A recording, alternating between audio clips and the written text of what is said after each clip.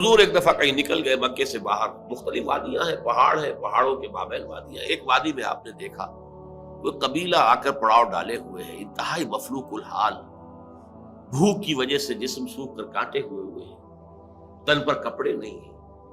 حالت دیکھ کر آپ آئے، انتہائی ملول اور غمگین ہو کر گھر میں آ کر چادر لے کر لیٹ گئے. اب پوچھا حضرت خدیجہ نے کیا ماجرا ہے، کیا معاملہ ہے؟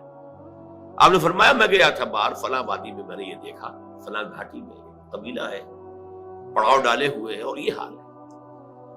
حضرت خدیجہ اور فرمانے لگے کہ میرے پاس دولت نہیں ہے کہ میں ان کے لیے مدد کر سکوں. سرمایہ تو حضرت خدیجہ کا تھا، آپ کی اپنی ذاتی دولت تو نہیں تھی. اس پر حضرت خدیجہ نے فرمایا اچھا آپ جائیے اور بڑے بڑے قریش کے چند سرداروں کے نام لیے کہ ان کو بلا لائیے. حضور گئے، وہ سب آ گئے.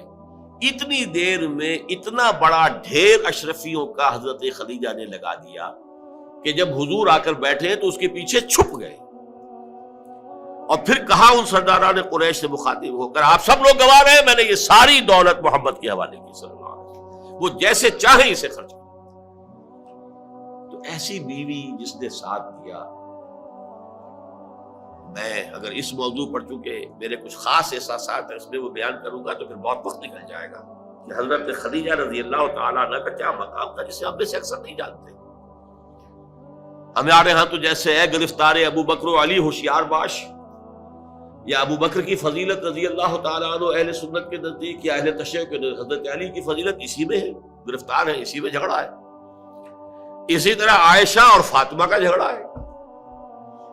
ایک گروہ ہے کہ جو حضرت عائشہ رضی اللہ تعالی عنہا کو بہت بلند کرتا ہے، اونچا رکھتا ہے.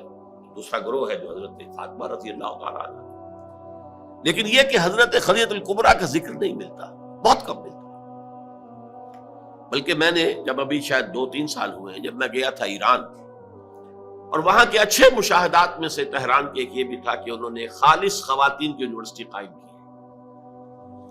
اس کا نام رکھا الجامعۃ الزہراء، حضرت فاطمہ رضی اللہ تعالی عنہا کے نام پر انہوں نے یونیورسٹی قائم کی.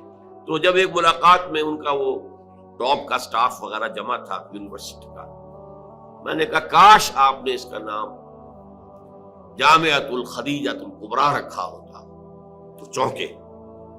میں نے کہا دیکھیے یہ سنیوں اور شیعوں کے مابین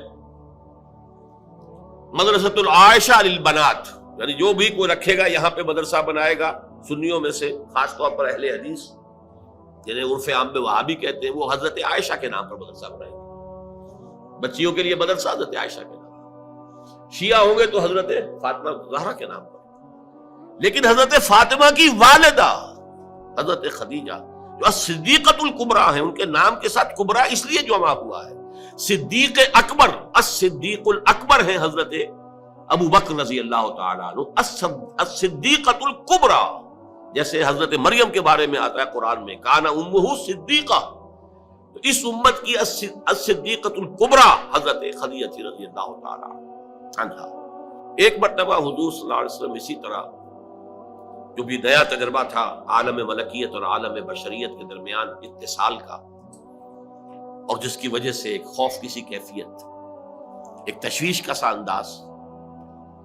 تو حضرت خدیجہ نے ایک مرتبہ یہ کہا کہ اچھا اب جب وہ آئے، وہ فرشتہ ہے یا کیا ہے، وہ بدروح ہے یا کوئی واقعتاً فرشتہ ہے، جب بھی وہ آپ کو نظر آئے تو مجھے بتائیے.